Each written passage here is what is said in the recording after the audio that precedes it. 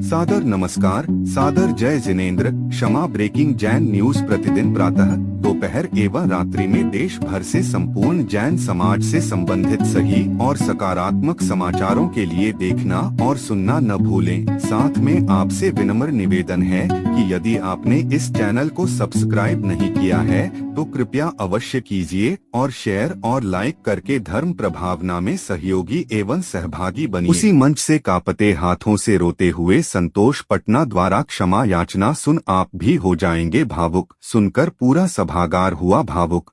अशोकनगर में विराजमान आचार्य श्री शिष्य परम पूज्य निर्यापक जैन मुनि श्री सुधा सागर जी महाराज के जिज्ञासा समाधान के कार्यक्रम में पिछले दिनों संतोष जी पटना सागर द्वारा अपनी जिज्ञासा रखते समय परम पूज्य आचार्य भगवान श्री विद्या सागर जी महाराज के प्रति कुछ अपशब्द निकल गए थे, जिसके लिए आज उन्होंने इस जिज्ञासा समाधान के मंच से भावुक होते हुए क्षमा याचना की। सुनिए क्या बोले वह क्षमा याचना में और उसके बाद क्या बोले जगत पूज्य निर्यापक मुनि श्री सुधा सागर जी महाराज, वह भी अवश्य सुनिएगा। थोड़ा सा मैं आपको एक भूमिका बनाता हूँ। आज सुबह 4:26 पर एक फोन आया, मैं सो रहा था। वहां से जो आवाज आई थी, संतोष जी पटना सागर वालों के प्रतिनिधि बोल रहे थे। उन्होंने अपने आप को कल गुरुदेव का जो संदेश उन्होंने प्राप्त किया, पूरी रात सोए नहीं, 1 मिनट भी उनको नींद नहीं आई और उन्होंने हालांकि रो रो कर अपनी आंखों को अत्यंत द्रवीभूत कर लिया और आज अत्यंत नम्रता के भाव से यहाँ पर आए हैं। अब हम नहीं समझ सकते कि उनके हृदय को किस कदर गुरुदेव ने जो कहा है, जो अंतर्मन से गुरुदेव के वचन निकले हैं, वो उन्हें समस्त रूप से मानने के लिए यहाँ आए हैं और अपनी क्षमा याचना यहाँ पूरे विश्व के सामने गुरु चरणों के सामने रख रहे हैं। संतोष जी पटना। नमोस्तु भगवान। तुम बड़े प्रमाण नहीं पढ़ पाएंगे।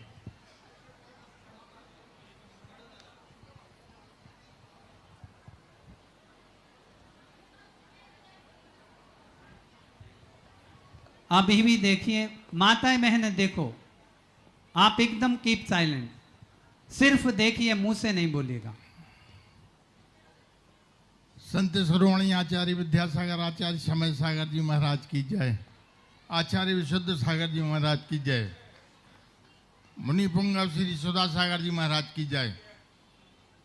तीनों क्षुल्लक महाराज की इच्छा में गुरु जी 16/8/25 को जो मैंने जिज्ञासा की थी, उसमें जो भाव गलत नहीं थे, भाव को गलत कर दिया जबरदस्ती। मैंने जिज्ञासा समाधान के स्टेज पर खड़ा हुआ था। प्रभु, हमारे मन में जो शंका थी वो तो हम आपसे पूछते, उसका आप जवाब देते। आपने ध्यान नहीं दिया उस समय पे, और उसका बात का बतंगड़ कितना बना दिया। हमारी 50 साल की मेहनत का सब पानी फेर दिया साधु भक्ति पे। और क्या मिला इनके लिए? उसके बाद भी ठीक है। हमारे गुरुवर जब तक मेरी सांस है, जब तक रहेंगे, अगर हमारे शब्दों में किसी को ठेस पहुंची हो तो अपने शब्द वापस लेता हूं। और हमारे लिए सभी साधु संत क्षमा करें। आचार्य श्री हमारे भगवान है, आचार्य श्री मैंने लिए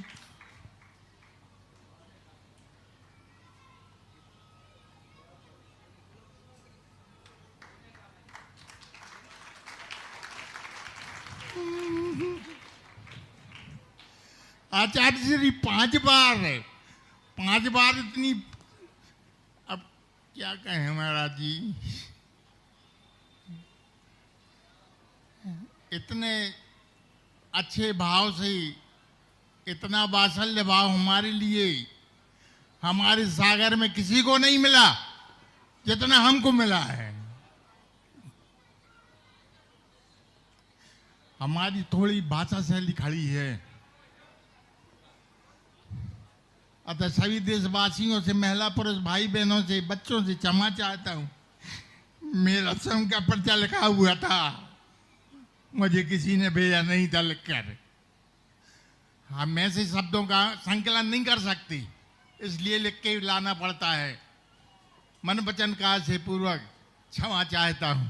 आगे आज महाराज श्री आपको कहें। बहुत अच्छा। देखो, मैंने मात्र कल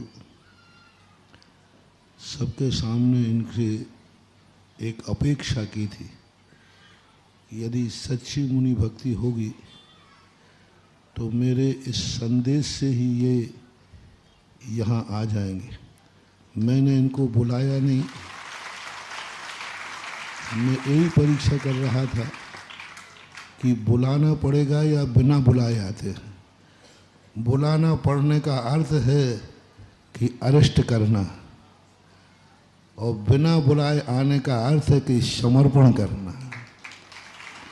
तो मैंने इनको कुछ भी नहीं, जो संदेश मैंने माइक से दिया था, अपनी भावना व्यक्त थी और विश्वास व्यक्त किया था, क्योंकि मुझे इनकी भक्ति पर विश्वास है।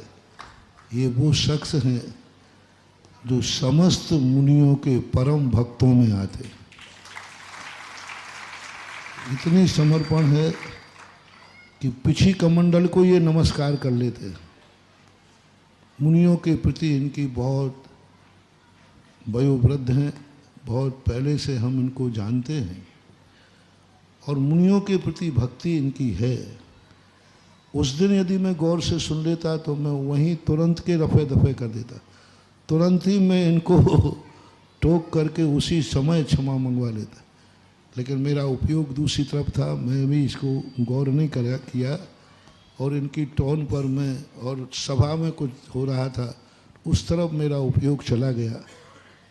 और उस समय मेरी जो सभा में जो हरकत हो रही थी उसकी हंसी को देख करके मेरे लिए तो वह कई बार प्रश्नों में हो जाता। आपने देखा, आप लोग बोलते हो, हम क्षुल्लक जी से पूछते हैं क्या बोला इन्होंने, क्योंकि हमारा उपयोग कई स्थानों पर बढ़ सकता है, बटा रहता है। जो समाधान दे देते हैं उस पर भी उपयोग रहता है, कभी कुछ और छूट गया हो तो आपने देखा कि हम जिज्ञासा के बाद भी उसको फिर पूरा करते हैं। तो इन्होंने एक, तो ये सबसे बड़ी खुशी है। देखो, किसी से भी अपराध हो जाए तो उस अपराधी पर एकदम हमला ना बोल करके एक बार उसे आत्मीय मौका दिया जाए, और उस आत्मीय मौका दे करके उसको देखा जाए। यदि वो आत्मीय मौका देने पर यदि अपने आप में समर्पित नहीं होता तो फिर अंतिम शब्द का साम दंड भेद नीति तो सब हैं ही, लेकिन पहले साम नीति हमारे शास्त्रों में कही, पहले साम नीति, फिर दंड नीति, फिर भेद नीति। तो पहली साम नीति का प्रयोग मैंने किया, और मुझे खुशी है कि इन्होंने जिंदगी भर जो मुनि भक्ति की, आज उस मुनि भक्त का प्रमाण पत्र यहाँ दे दिया कि उन्होंने अपनी गलती को, एक वाक्य ऐसा निकल गया जो वाक्य मुझे भी अच्छा नहीं लगा कल महाराज के कहने पर जो मैंने सुना, और वो वाक्य वस्तुतः इनको भी अच्छा नहीं लगा। ये भी आत्मग्लानि से भरे हुए हैं कि कहाँ, क्यों, कैसे मेरे मुख से वो वाक्य निकल गया जो आज इनको उसको स्वयं गिलानी है। इन्होंने खुद अपना जो जिज्ञासा समाधान में किया, इन्होंने खुद सुना, ऐसा बताया, और इनको खुद लगा कि आचार्य भगवान के प्रति मेरा ये शब्द क्यों निकल गया, कैसे निकल गया, कहाँ हमारा शब्दों का स्खलन हो गया।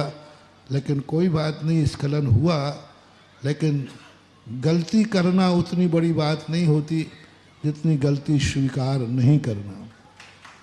सबसे बड़ा मायना होता है गलती करने के बाद एक छोटा सा प्रवचन का संदेश सुन करके, और ये अपनी इच्छा से, सहज भाव से यहाँ आ गए। मुझे खुशी है कि आपकी आत्मा इतनी पवित्र और निर्मल भाव थी, तभी आप इतने जल्दी आकर के और सारी सभा के सामने अपने शब्दों को वापस ले लिया। सभी लोगों से मेरा कहना है, तुम श्रावक हो, मुनियों की निंदा में मत पड़ो। मुनि से कुचित कदाचित हो जाए तो मुनि दिन रात साधना करता है, तपस्या करता है, सामायिक करता है, तुम लोग कैसे काटोगे ये पाप परमबंध? और मुनियों के निंदा और मुनियों की निंदा करके जो तुम लोग स्थिति करते हो, आजकल ये पैटर्न हो गया। किसी एक मुनि के, एक आचार्य के, एक साधु के भक्त बन करके सारे साधुओं के प्रति द्वेष भाव रख लेते हैं। किसी एक साधु महाराज के भक्त बन जाते हैं, फिर शेष साधुओं के प्रति लोगों को द्वेष भाव आ जाता है, उनकी निंदा का भाव आ जाता है, उनकी बुराई का भाव आता है। ये मुनि भक्त का लक्षण नहीं है कि एक साधु के पक्ष में होकर के शेष साधुओं की तुम बुराई करो।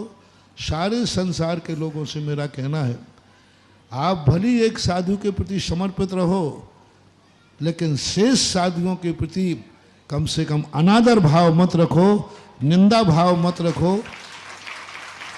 उनके प्रति कम से कम ये भाव तो रखो कि वो कैसे भी हैं, दिगंबर मुद्रा में हैं, तो दिगंबर मुद्रा का कम से कम अपमान तो मत करो। ठीक है, आपको एक साधु के प्रति श्रद्धा है, लेकिन दूसरे साधु की निंदा नहीं, दूसरे साधु की बुराई नहीं, उसकी उपेक्षा नहीं। ऐसा करने से बहुत बड़ा फायदा है।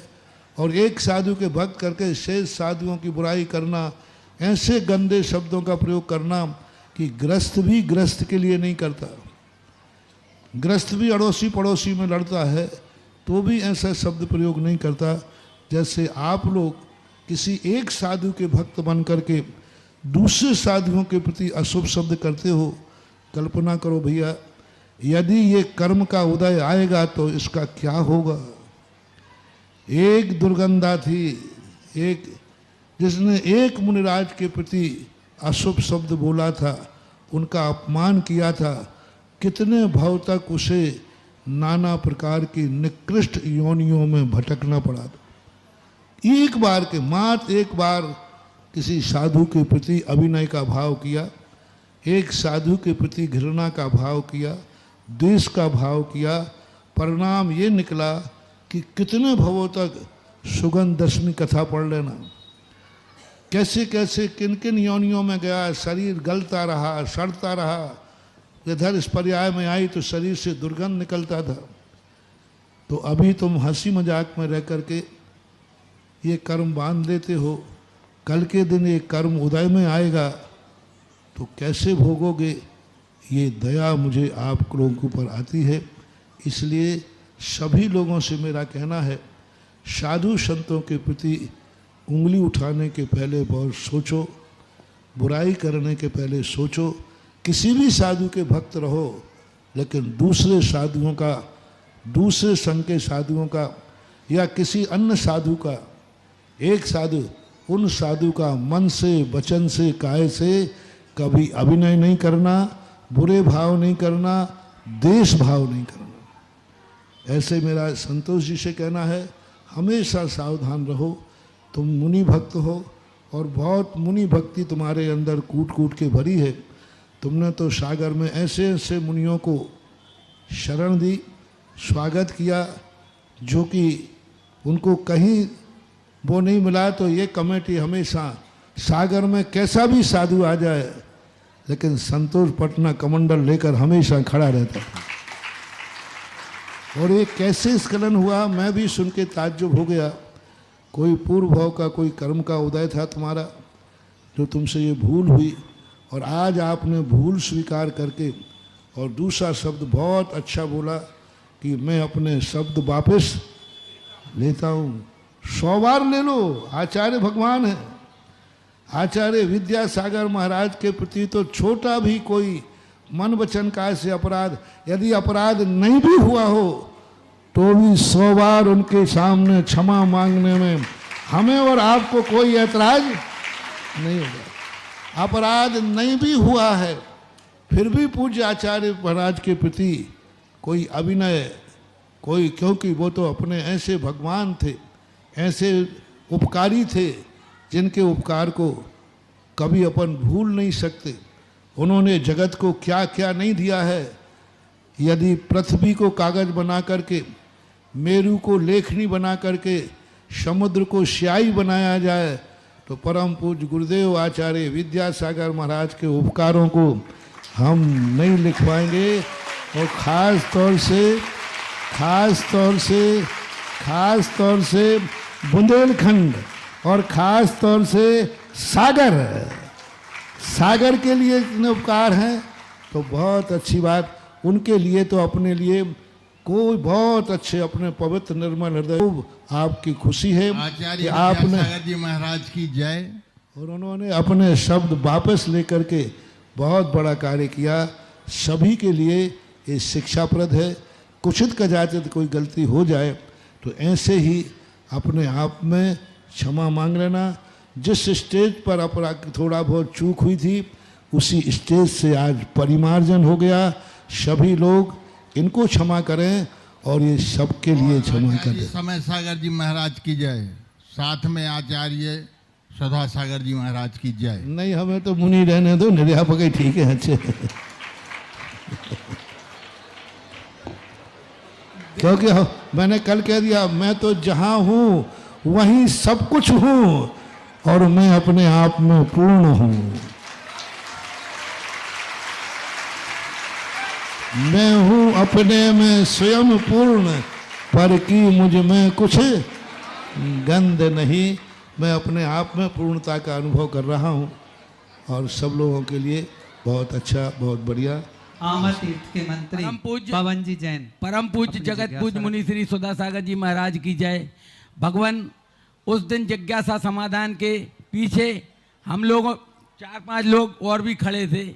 हम लोग भी मन वचन काय से आचार्य भगवान के चरणों में नमोस्तु करते हुए, आचार्य समय सागर जी महाराज के चरणों में नमोस्तु करते हुए मन वचन काय से अपनी वाणी को वापस लेके क्षमा चाहते हैं पूरे देश से, पूरे देश के मुनि भक्तों से और पूरे देश के साधु संतों से हम लोग क्षमा चाहते हैं। भगवान हमें क्षमा प्रदान करें, आप भी क्षमा प्रदान करें और जबलपुर में विराजमान आचार्य समय सागर जी महाराज क्षमा प्रदान करें। बहुत अच्छा, बहुत बढ़िया, बहुत बढ़िया। और आप लोगों ने कोई ये क्षमा करके बहुत अपने आप में कोई अपमान नहीं हुआ है और अपने आप में मान करके तुमने अपना बड़प्पन पेश किया। गुरुओं के प्रति मन वचन काय से हो जाता है, लेकिन अपन उनके प्रति सदा श्रद्धान्वित हों, समर्पित हों, मेरा आशीर्वाद है। Kshama breaking Jain news YouTube channel पर विज्ञापन देकर धर्म प्रभावना में बने सहभागी। विज्ञापन देने हेतु संपर्क कीजिए मोबाइल नंबर 9026900740 एवं समाचार एवं वीडियो भेजने हेतु WhatsApp number 9335236222। Kshama breaking Jain news YouTube channel देखने के लिए आपको बहुत बहुत धन्यवाद। सादर प्रणाम, सादर जय जिनेंद्र।